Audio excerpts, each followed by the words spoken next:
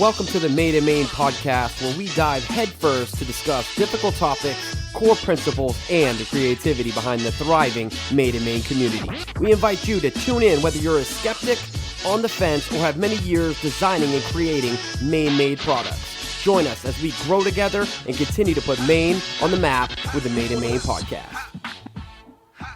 So we're at the end of January, and how have things been going for sales? We had a big holiday rush. You and I, our businesses tend to do pretty good around the holiday season, and then the new year starts, and some companies see a drop off. How are things going with Black Dog Ironworks? It's definitely dropped off, but this has been my best January so far. I mean, my sales are almost double what they were last year, as far as revenue and quantity. And I think that probably has to do with a couple of things. Some of the custom orders that have been custom requests that I had in December, I had to push into January. I had to try to get those customers say, hey, I can't fulfill it by, this December is so busy. So I just had to push that into January. And sales are going great. What about you? So same thing. Definitely a big drop off. We actually turned the shop off, the online stores off, so that we could focus on, end of the year inventory and paperwork and doing all that fun stuff there. And then we slowly started bringing things back online. We ran out of stock on a lot of products. I did everything I could to keep everything in stock. But some things just do much better than projected.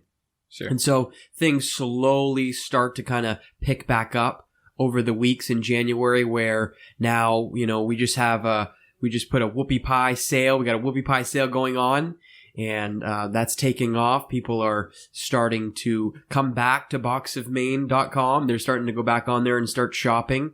And so, things are going pretty good. And now we got to get ramped up for Valentine's Day. What are you doing for Valentine's Day? For Valentine's Day, the most popular thing is going to be my metal roses.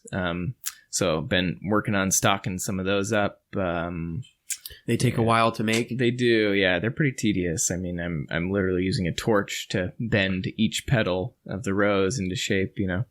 Wow. So it can take a little bit of time, but and they're comparable in price to like a nice bouquet. So, but they'll last forever. Yeah, and I think I've seen them personally, and they're magnificent, and I can see the detail and the time that goes into them. I think people can appreciate that. And if you want to do something other than the normal bouquet of flowers, roses, and a box of chocolates, which that's what we're going to be doing. Is that what you usually sell through for the Needham's chocolates? So if you guys join us on the next episode, we're going to bring in the owners of the Needham Company. We'll dive into the history of Needham's.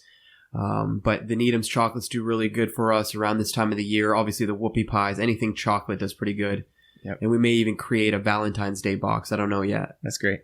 So I have a little bit of a confession to make. Okay. So between the time that we recorded the last episode and this recording now, when I saw you, I tried to avoid talking business with you. For a couple of reasons. Okay. So the first reason was because you had surgery on your shoulder. And so you were out of work for a little bit. And I kind of knew what you were probably feeling at that point, a little anxious to get back to work, right? Yeah. I think it was the next day after that surgery, you were texting me about... I wasn't texting. I was doing a voice text. You're doing voice text because you couldn't. I couldn't even type. But you were messaging me about podcast stuff, and I knew. I was like, oh, he's over there grinding his teeth, just ready, like really wanting to get back to work. I couldn't stop thinking about all the great guests we could have on the show. Yeah, so that was the first reason, and the second reason was because I did a lot for the business between that recording and this recording. And I knew that and I wanted the conversation that we're having right now to be like super authentic, because it is authentic, because it's real, and this is the first time I've heard this. Yeah. So like, last podcast, I kind of talked to you about how like I'm always trying to add products. So I actually added 10 different SKUs to You didn't. Yes, I did. Yeah. And you didn't tell me. No, this is I didn't. The first time you're telling me exactly. right now. Yep. You've added 10 different SKUs since the last time we did the podcast. Yep. Wow. So some of them were horizontal. Okay. So it wasn't like a brand new product. It was like just another take on just something. another take on something. Yeah. So I added like another key rack type thing. It's actually pretty decorative. It's got like little flowers on it. It's pretty fun to make actually. Yeah. And then some of the other key racks that I offer, I made like different sizes available, so different lengths. Yeah, because that's one of the common things I get is like, oh, I really like this, but it doesn't really fit where I want it to be. So can you make it smaller, bigger, more hooks, Right. things like that. So tried to offer that more variety. Wow, so it sounds like you've been doing a lot. I don't really have a whole lot of update. Are you going to be doing a Valentine's Day sale? Do you do anything like that? No, I'm not going to do a Valentine's Day sale this year. Sometimes I will, in past years I've done some Valentine's Day sales, but I probably won't be doing one this year. And do you have any shows that you're going to be going to? Coming up February 14th and 15th, and the weekend of the 22nd and 23rd of February is going to be the Bangor Mall Craft Fair, and there's going to be over 350 vendors wow, there. Yeah. That's a lot. Yep, it's going to be huge, and this is actually the second one they've done, and it's run by a really nice lady, Kathy Harvey. She's been putting this together for free. It's free for vendors. What's the time on those? So that's going to be on Saturday. It's going to be 9 to 5, and on the Sundays it's going to be 10 to 4. So I'm actually only going to be there the first weekend, February 14th and 15th. But yeah. So if you're in the greater Bangor area and you want to see some of Matt's pieces, the stuff that he creates, you can check him out at the Bangor Mall Craft Fair, February 14th. Yep. Okay. February 14th and the 15th. And this is the second one they've done. The first one they did in, I think it was November. And 20-something thousand people? Yeah, there was 20,000 people that came to this. There were people parking on the grass because there wasn't any. And there's a lot of spots. parking. Have you ever been to the Bangor Mall? I'm born and raised in Bangor. The parking there's plenty of parking. So that tells you something. Yeah, and do you have anything going on? Nope.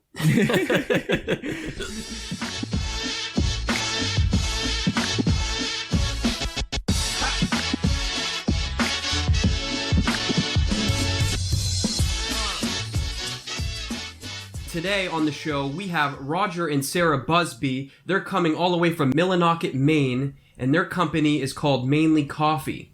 So in 2011, Roger and Sarah were introduced to coffee roasting by Roger's brother. And since then, they've worked hard to learn both the art and the science of coffee roasting.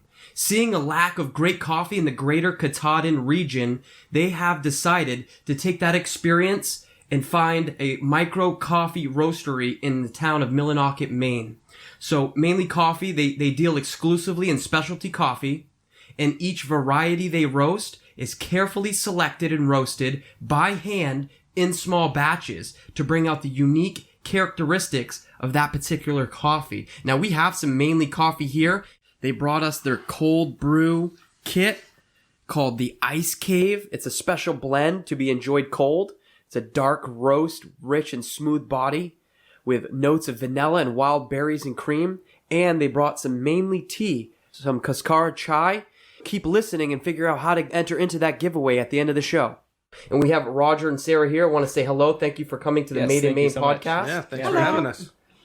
And so what really jumps out to me is that you were introduced by coffee roasting by your brother. Tell us a little bit about how that started. So, Christmas 2011, we get a package from my brother. We open it up, and inside is a Ziploc bag of coffee.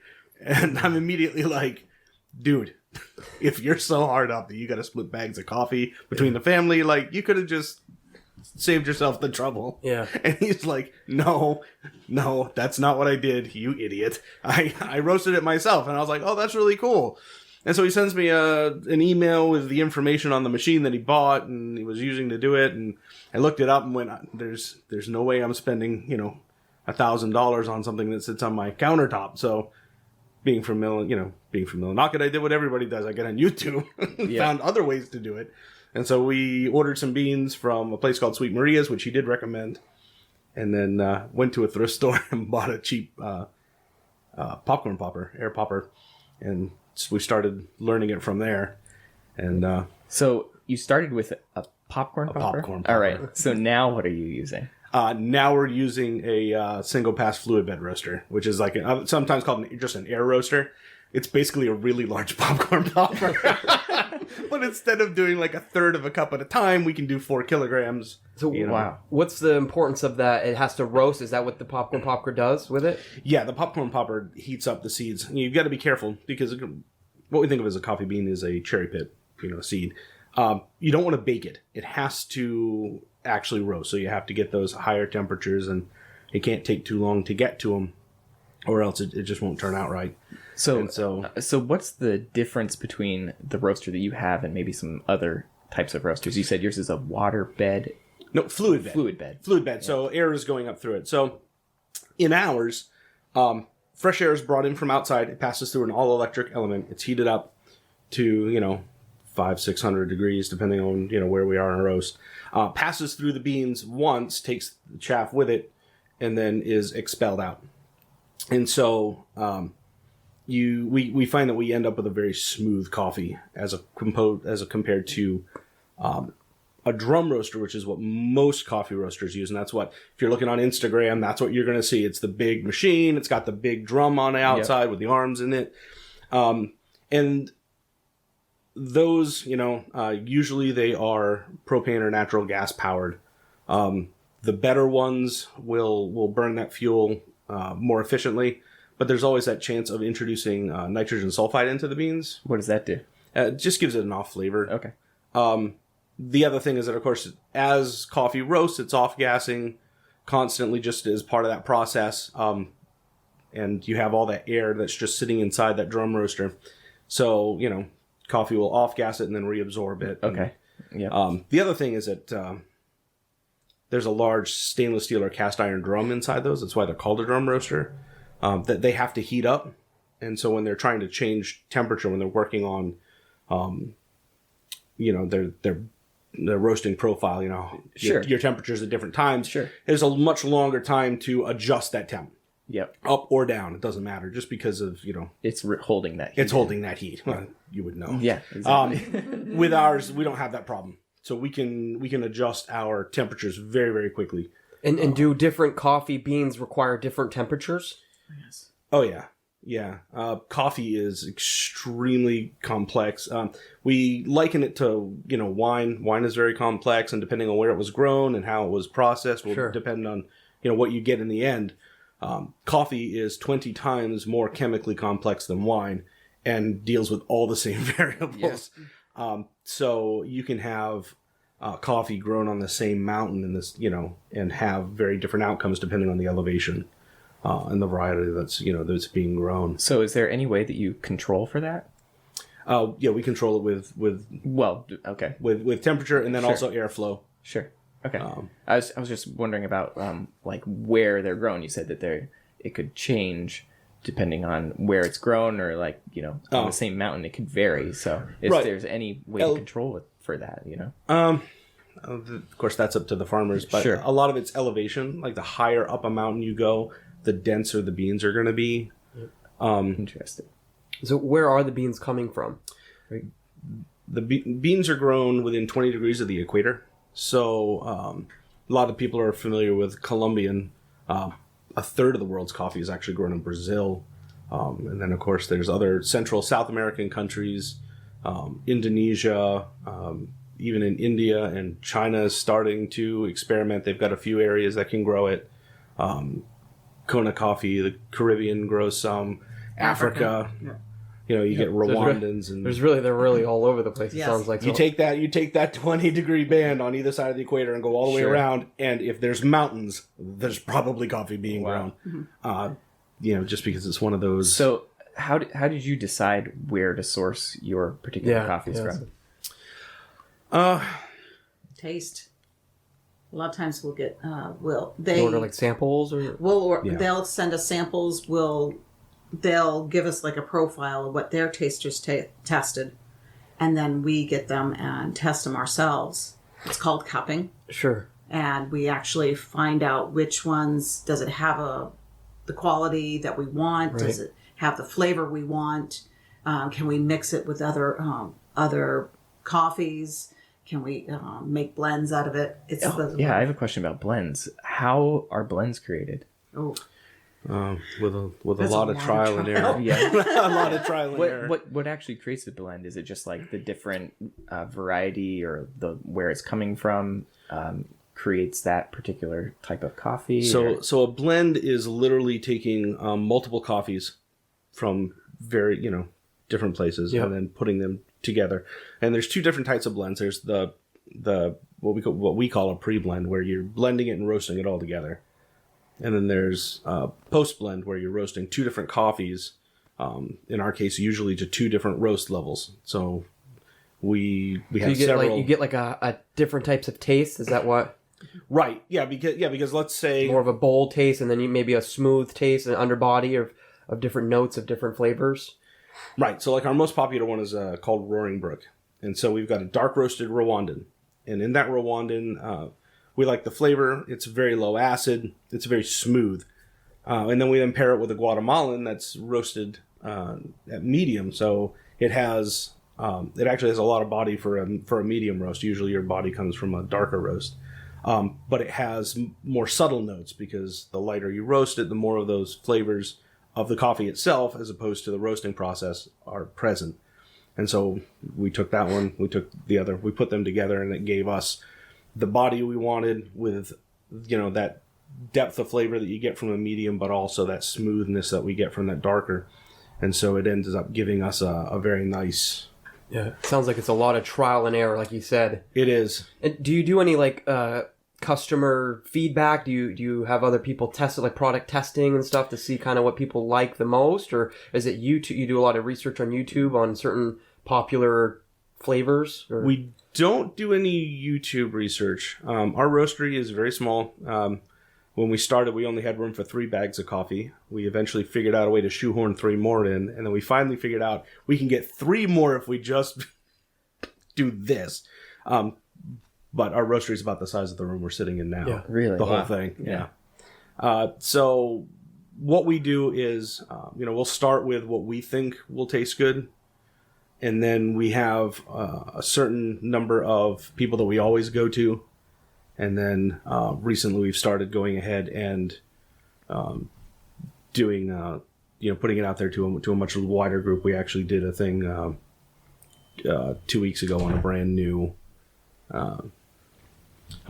blend that we were kind of playing around with, and we tasted it and we're like, maybe people will like it, and sent it out to a much broader audience, and got their feedback, and the people who give us good feedback, will get added to that list of people that we'll go back to, and the people who either don't get back to us and just enjoy their free sample of coffee, or who for whatever reason don't give us enough feedback, just we liked it isn't good enough. Like I need to know a little bit more. If you liked it, what did you like? What were you tasting?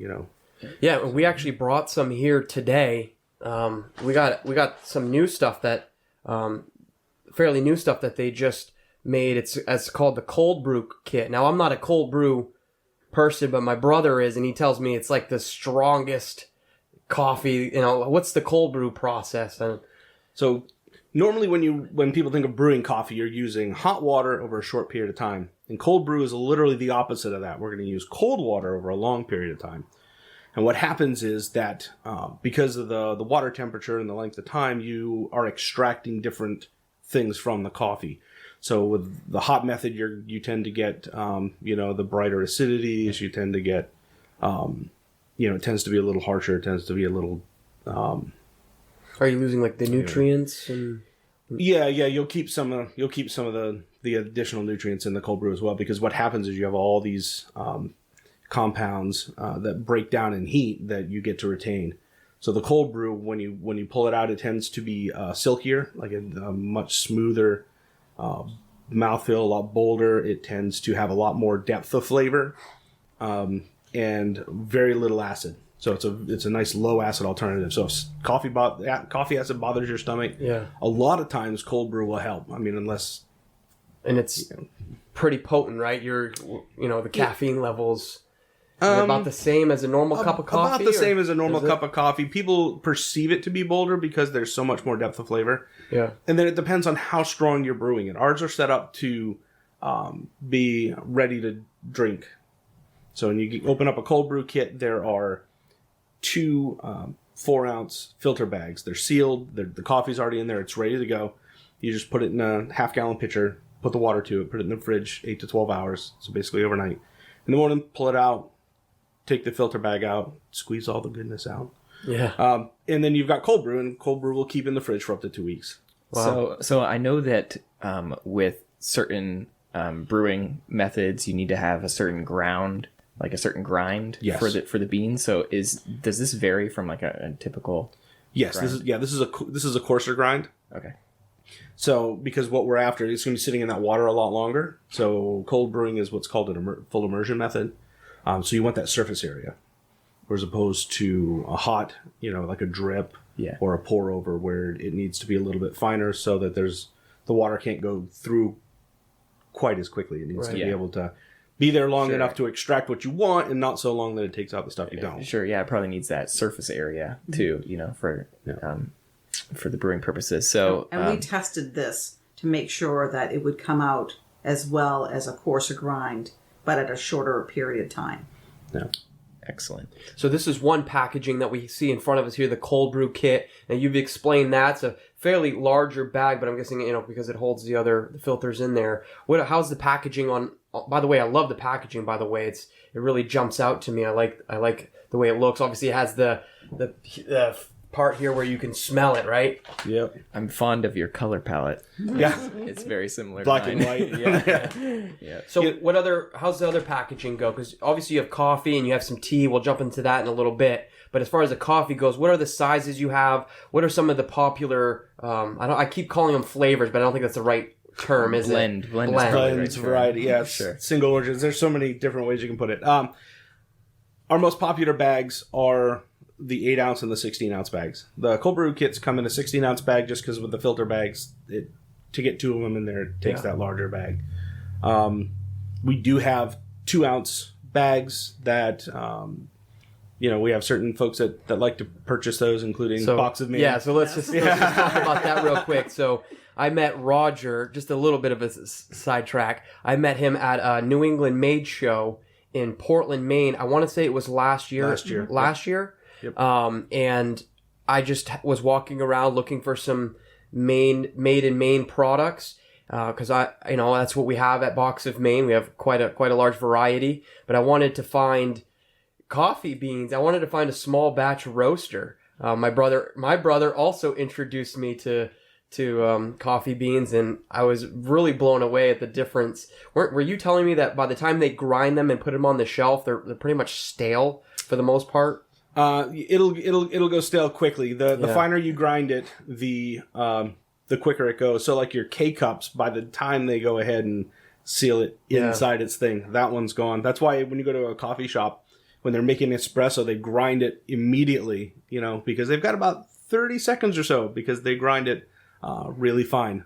Wow. And so there's a huge difference. Let me just tell you, I couldn't believe the difference between getting it ground right away and brewing it right after. It's very, very rich and flavorful.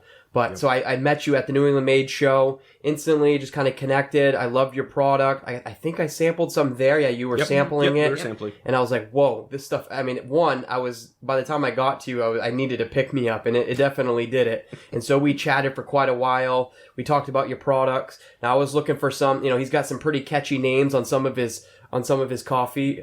This one here that we ended up going with is called Blueberry Ledges, and it says our medium dark blend of Indonesian and Ethiopian coffees have a creamy body with notes of vanilla, chocolate, and blueberry. Now, me specifically, this is the type of coffee I like, and so I tried it and it connected with me. Plus, it had a cool name, Blueberry Ledges. What are some other names that you guys have? So Blueberry Ledges, we have Ice Cave, We have Where are the ice caves at again? I've never been there, but they are not far from A-Ball Bridge in Catawba, in Baxter, just outside. I would say the name, but I know I'm going to get it wrong. Past some dumb keg or something. I get corrected all the time, and I'm just like, I can't help it. It doesn't make any sense. I look at it, and it doesn't sound like it looks. But we try and name all our blends after local points of interest. So North Traveler, Mount Co, Roaring Brook, Cribworks is one. Yeah, Cribworks is one. Little Italy. That one's a little more obscure. In Millinocket, back in 1899, when they were first starting to build the mill, a de facto neighborhood started building up, and by the end of that year, it was over 50% Italian immigrants. Wow. And so to this day, that neighborhood, that initial place where Millinocket really kind of started for residential, is just known as Little Italy. And of course, it was only a few years after espresso was invented, also in Italy. So for our espresso blend, it made sense to name it after, after Little Italy. So wow. So are you guys doing this all out of your house? Yes. Yes. Awesome.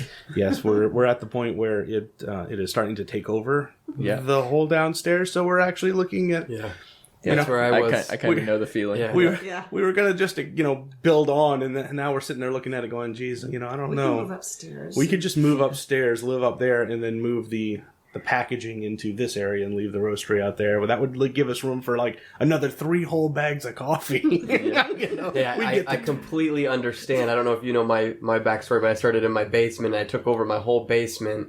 It was 800 square feet, and then I needed more room, so then I went and got my own space, and then just recently I purchased this property that we're at currently. Yeah. And I'm already, growing out of this. So it sounds like you guys have only been around for a couple of years, right? When you established in 2017?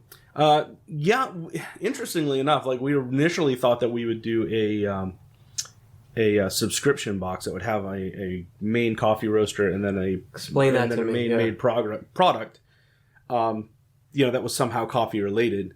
And when we started reaching out to roasters, we found that there was basically no interest in doing that. And then we happened to be talking to one of the other local businessmen who had our home roasted, popcorn popper coffee, and he's like, why don't you just become a coffee roaster? Just do it yourself. And we're like, yeah, why don't we do that? It seems to make way more sense. Yeah, we each seem to have a moment of that inspiration for it. That moment of, I could do that. I could do that. And that's kind of what my story was. I had the equipment already to do what I was doing, and I needed that thing to motivate me to put the metal in the fire and start making stuff and selling it. And it sounds like that's a little bit of what you had too, was that sort of moment of I could actually do that. Yeah, it took someone to point it out to us, and we're like, yeah, you know what? We've been doing this for, at that point, 7 years? 6 years, 7 years? For a while. But things became official just recently, right? Yeah, 2 years. Where did you sell your first bag? That's what I want to know. The very first bags to go out the door, after we got all the licensing done, everything was in place, there was a store in Millinocket called Trailside. And what kind of store was it? It was just like an organic grocer. Unfortunately, it's not there anymore.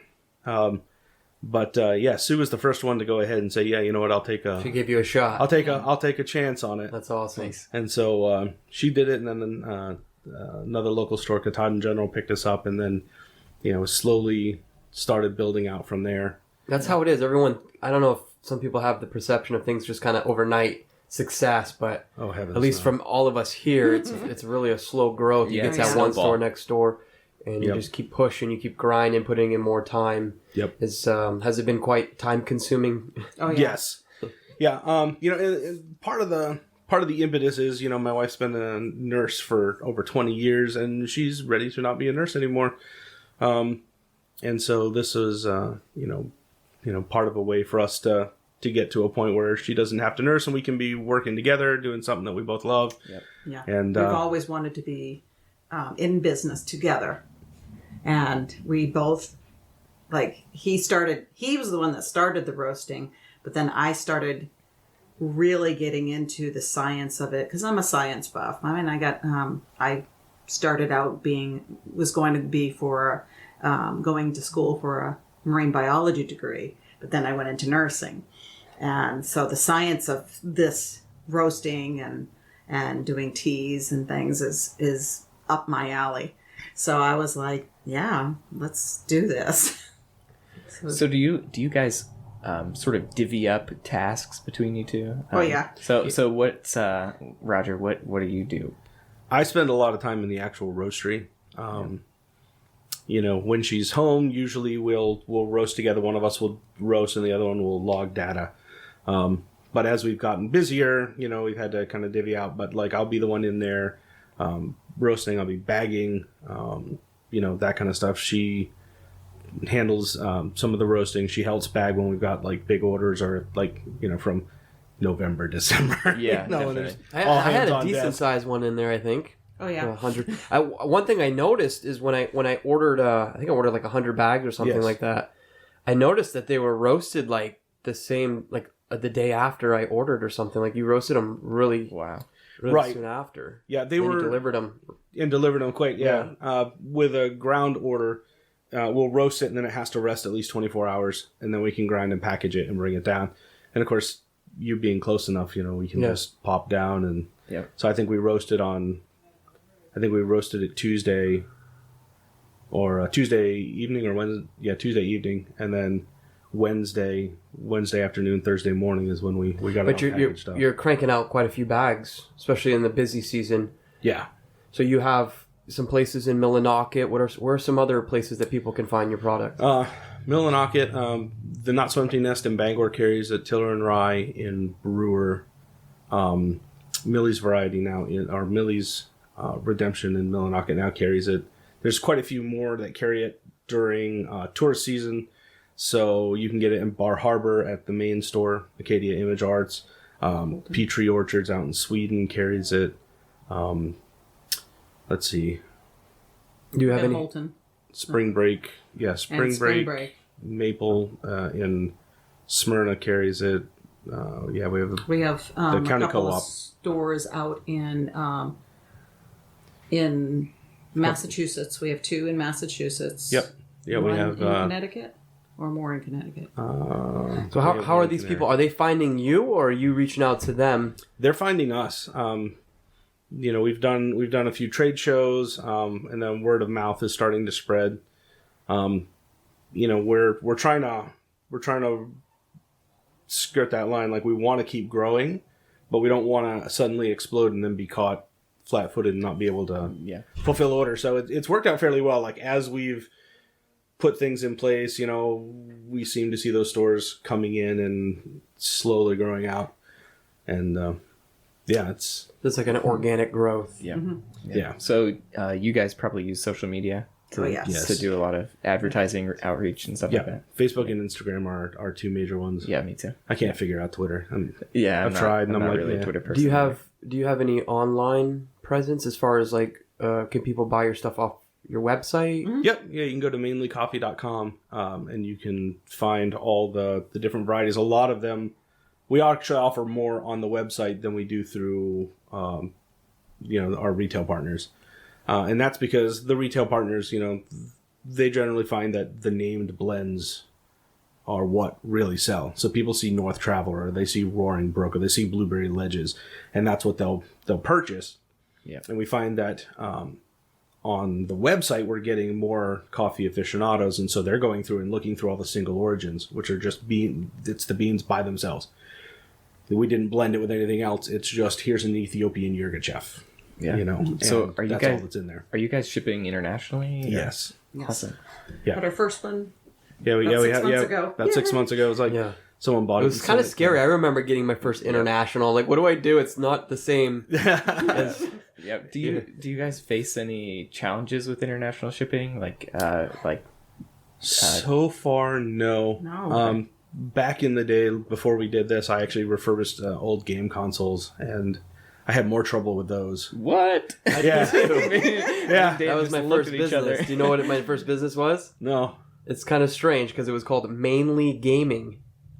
Oh, that's I think I've funny. heard of that. Yep. Yeah. No, so people don't know, I used to also refurbish old video game consoles as Yeah, well. as soon as he So said that's- that, me and Dan both like perked up and looked at each other. Yeah. Yep. I mean, there's collectors out there. And, Oh, yeah. And that's what I would do as well. Yep. Yeah, I got to get rid of some of my collection. I need room for coffee things. That's great. Wow. But yeah, so like I had more issues with international shipping on that stuff, and people buying like an Atari 2600 Yeah. and then plugging it into their international socket, wondering it didn't work. It's like, well, Yeah. Yeah. Yeah. DC versus AC, dude. So it hasn't been too bad. We use Pirate Ship, and so whenever we go to fulfill an international order, they actually have all the customs forms right there. Yeah. So we go in, we put in the usual stuff, weight, box. Yeah, it's really not dimensions, that and then- hard. No. Matt and I use ShipStation. It's the same thing. It's probably It's all pretty right similar. there. Yeah. Yeah. So it hasn't been bad. And do you sell on any other internet platforms? We actually sell our teas through Etsy. Yep, I sell on Etsy too. So let's talk Yeah. about that. It's a great thing. Yeah. Matt's big on Etsy. Yep, that's And- Etsy's been really good to me. Like it's sort of a niche for handmade stuff, so it fits yeah. perfectly with what I do. What have you guys found with it? For us, we do just enough through it to warrant being there. Sure. And that's about it. Because it really is. Etsy does seem to be more of that, the handmade, bespoke kind of stuff. Yeah. I've purchased stuff there before. Yep. My daughters love cosplaying. I like, we're Star Wars nerds. I built a couple of lightsabers for friends and got the electronics from guys on Etsy and just been like, these are the dimensions. This is what I need wired up, Cool. Cool. So the coffee's killing it. So what made you want to do tea? I mean, I know Should I tell him that story? Yeah. Oh, sure. He brought home, well, I don't know where you got it. I think he just ordered it and wanted me to try it. He goes, you got to try this. This is great. This is the fruit of the coffee plant. And he's like, it's called cascara. And I'm like, okay, yeah, And I'm the tea person between the two of us. I drink coffee, but I love my tea. So I brewed it, and I was like, oh my gosh, this is really good. And I go, wait a minute, I could make tea out of this, because it is one of the original cascara was used in when they first found the coffee plant. They started using the actual cherry to make teas out of it. Like the name of the tea was called Kisher, over in Yemen. And I took that recipe and tweaked it and made my first. This is what I have in my hand right That's now, what the you have in Cascara your chai. hand. It's a spiced coffee fruit tea. It says, Cascara chai is our take on a traditional tea consisting of a special blend of spices mixed with dehydrated coffee fruit that has been made for centuries in Yemen. Yep. They still make it. It's very much a part of their culture. Now, when they make it, their blend of spices is slightly different, and then they boil it in milk with honey. We don't make tea like that here in the U.S., so we tweaked it so that it would work with hot water. Although it certainly does taste delicious with some milk and honey added. Oh, yes. I have, and I've made a couple of varieties. I've made one with chaga. I've made one that is a great iced tea. That's my Golden Road that I made for this past summer. I wanted something light, wanted something refreshing, so I made, and We have a turmeric ginger. that one is one of our biggest sellers. Once people don't look at that and they kind of go, I don't want to, I know what turmeric tastes like. But with the blend with the cascara, it actually sweetens the turmeric, and it doesn't bulge you over like normal turmeric gingers teas do. Yep, and then we've just started working with Royal Tea to develop some black tea variants. You can often find cascara by itself at a coffee shop, or certain roasters will offer it. We're one of only a couple of companies that we found here in the U.S. that are actually making an actual line of blended teas with it. So the Cascara Chai and our 2C's tea, which is the one with the wild Maine chaga in it, those both have, the Cascara and then the other spices and then, or chaga. And then we started branching out the turmeric ginger, the golden road. They have Cascara in it, but they also have some rooibos, which is a caffeine-free herb from South Africa. And so now we're going to be getting into playing around with some black tea blends, which is it's tasting very nice in my house. Very cool. He's my taste tester. Yeah. So we've already talked a little bit about where you sell your product, but is there any place that uses your coffee, like a coffee shop or anything like that, where we could actually go and get a cup of your coffee? Is that something you do? Let's see. Katahdin General Katahdin General brews some of our coffee. They have one carafe a day there. Nice. In the summertime, Northwoods Trading Post, which is just outside of the entrance to Baxter State Park, they have some of our coffee that they go ahead and serve. Sadly, that's it. Are you going to try? You're probably going to try to do some more of that in the future, though. We hope so. To. Yeah. We really hope so. That'd be great. Anybody that'd like us to do service? We Yeah. do it for them. Do you plan on doing some more trade shows? Do you find that that's profitable for you? Is it just too time consuming? What we found, we're kind of backing away from them. We're finding that a lot of the folks that are coming to those aren't looking for coffee. They're not looking for tea. So that's kind of been kind of hit or miss for us. Yeah. On the other hand, we're doing more like shows, fairs. We found that last year that those did much better. We have a coffee trailer now.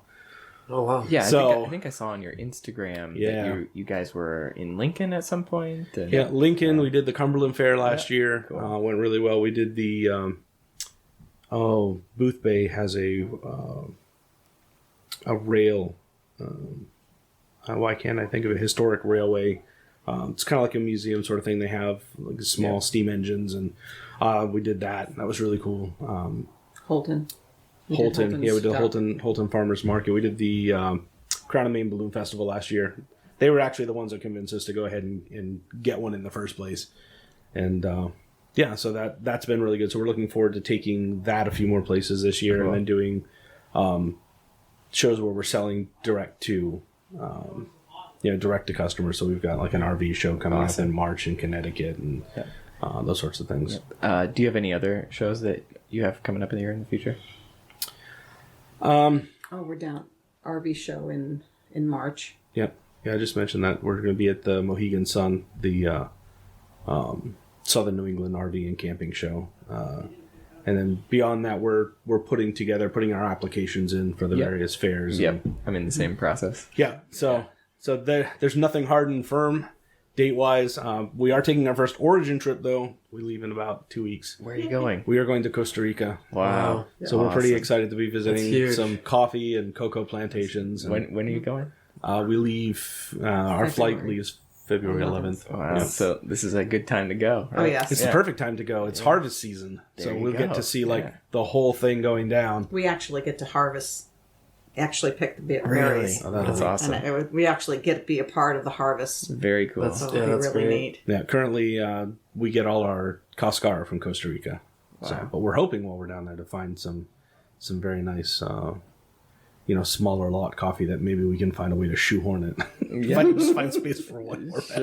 Sure. Just one more bag. Yeah. So looking into the future, if you try to plan ahead and how things are going so far, sounds like things are going pretty good for you guys. I mean, what do you think? Do you have to expand? Or you Yes. have to, right? We It's definitely- inevitable. We definitely have to, and we're exploring different ways. We'd spoken with Snap Space Solutions and Brewer about using repurposed shipping containers. We're trying to figure out if that's the way that we should go. Because of course you can add one Lego at a time, as it were. Yep. Or if we're going to go ahead and just move ourselves completely into our upstairs and convert the downstairs to try and put off the larger investment. And that has to wait until our youngest graduates from high school. Only a year and a half for that though. Yeah, no, but you have to think about those things, right? I mean, especially when things are going so good. So, excellent. Yeah. So I got a question. How do you guys like your coffee? I'm a huge fan of it personally. You have a special, How do you just take drink it? it black? Usually black. Usually Yeah. black. Depends See, on it the depends. coffee. Yeah, we tell people like try a coffee black, and then it'll tell you what it needs. So The coffee speaks to you. the coffee speaks to your Seriously, taste buds. seriously. You take a sip and you're like, you know what this could really use, and then you go from there. So like with my cold brew, I like a little bit of like half and half in it. Like, because You know? I've made a mistake one time. We were at a coffee shop, I think in Michigan, and it was a Burundi, and it had nice high notes to it, and I put milk in it. And Ruined it. my gosh, I ruined this. So it's easy to ruin. Ruin it because it's like if you don't. I always tell people taste your coffee first. Find out what it tastes like because you might want to put a little bit of milk, a little bit of sugar. Depends on what it is. Because if you put milk before you taste it, you don't know those little subtle flavors that you get from the coffee. Is there any other little tidbits of information you can give us in regards to the? Because I feel like I'm one of the people that have ruined a lot of coffee just by dumping a ton of half and half and Half 3 and or 4 half. spoons of sugar, like way too much sugar.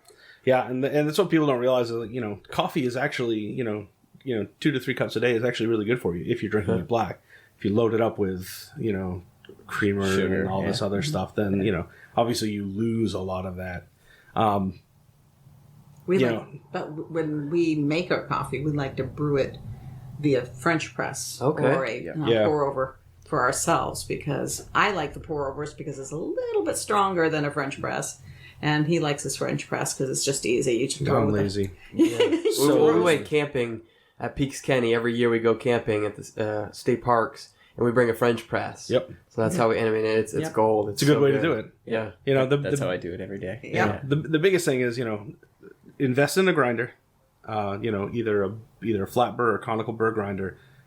Buy whole bean, grind it just what you need right before you brew it. That's the biggest thing that you can do to make your coffee experience like 100 times better. Yeah. And you want it to be pretty coarse too with With a French press, you want it coarse. yes. Yeah. With a pour over, you want medium. Yeah. You want it more what you would normally find it going into a drip maker. Actually, That even or even finer. just a Depends little on- bit finer. Of course, depending on what you're looking for. People start getting into pour overs. You're starting to get into some really technical stuff. Like I don't even know what that is. To be honest with you. Okay, well, your drip machine. You put the water in the top and it Yeah. comes down through a spout and it just sprays over the grounds and then it pours down through. And that is technically a form of pour over. When we specifically say pour over, we're talking about taking that process manually, giving yourself all the control. So you might be using a Chemex, you might be using a Melita, you might be using any number of things, but it's usually an apparatus that will sit on top of your mug or that brews into some kind of vessel. You'll put your medium to medium fine coffee in the top, and then you're going to go ahead and you're going to manually pour the water over it. And then depending on how quickly, how fine you ground it, how quickly you add the water to it, all of these things play a part. You're going to get a very strong cup of coffee at the end. But you have all the control. So, how you're going to swirl it around, how you're going to make sure, how evenly are you getting, distributed, Yeah. Wow, there's quite the science. You can get really, really nerdy with coffee really, really fast. Hence the reason I use a French press because I pour it in the top and I pour the water in it and 4 minutes later I just push it down. Well, your coffee's really, really good. Thank you. I know we've gotten quite a bit of feedback having it in the box of Maine. We've been sending it all over the country. I've given it to the UPS driver because he's just an awesome guy and he's picking up hundreds of packages every week. And I'm like, here, try this coffee. Let me know how it tastes. And he comes back, him and his wife, and he told me they loved it. So we get a lot of feedback. Do you guys get a lot of feedback from people? What's the most what's the generic type of feedback you get? Most of the feedback we get is that our coffee is a lot smoother than what they're used to. And again, I think that a lot of that comes down to just the type of roaster we chose to use. Are there any common misconceptions about either coffee or about the coffee industry that you could share with us? Probably the biggest one is that that coffee is just coffee, and coffee is so complex and there's so much to it. It really isn't. I mean, you can take the same coffee and you can go to 2 different roasters, and because our palates are different, you'll get a coffee that tastes, very different. I mean, you can probably still tell it's the same, but one person's going to roast it a little bit darker, and so it's going to be a little bolder, a little roastier. Whereas we tend to fall on the other end. We tend to like the medium roasts, and we like those origin flavors. And so it's a very different experience, and the fresher you can get it, the better it's going to taste in the cup. That's a big part of that whole bean versus pre-ground thing. If you want that flavor, you want it to taste as good as it can.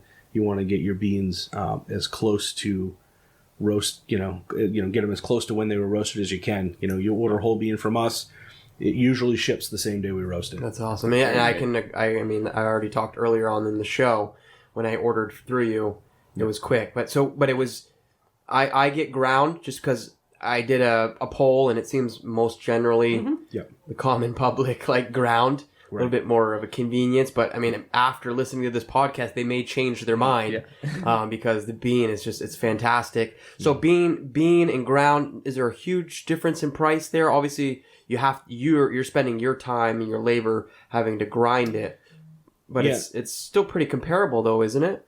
Yeah, we have a 50 cent per pound grinding, fee that we put on there. So if you order it whole bean, I don't have to go through all the extra time. I don't have to put wear and tear on a machine. Yeah. It's just literally roast it and throw it in a bag, seal it, and send it out the door. And so we charge a little bit less for that because it's less for us to do. It's going to be better for the customer too. So we kind of want to encourage. Also, so actually whole beans more affordable. It is. Mm-hmm. Oh wow. Yeah. I mean, you will need to invest in a halfway decent grinder. We use a Compresso Infinity for our home personal grinder. Yeah. Works great. It's about $100. Of course, there's Bed Bath & Beyond. They've always got 20% off a single item somewhere on their website. So for the people listening, if they're really getting interested here, maybe they want to try some whole beans. Yeah. You would suggest them getting a decent grinder, not like a $10 one off Amazon. Not like a $10 one. You don't want a blade grinder. That's going to be you end up with boulders and then grains of sand. So because it's such a big difference in grind sizes, you're not going to be happy no matter how you brew it. So you really want some kind of burr grinder, either flat burr or conical burr. Doesn't really matter. But yeah, you can get them. I think Cuisinart has a decent flat burr grinder for about 40 or 50.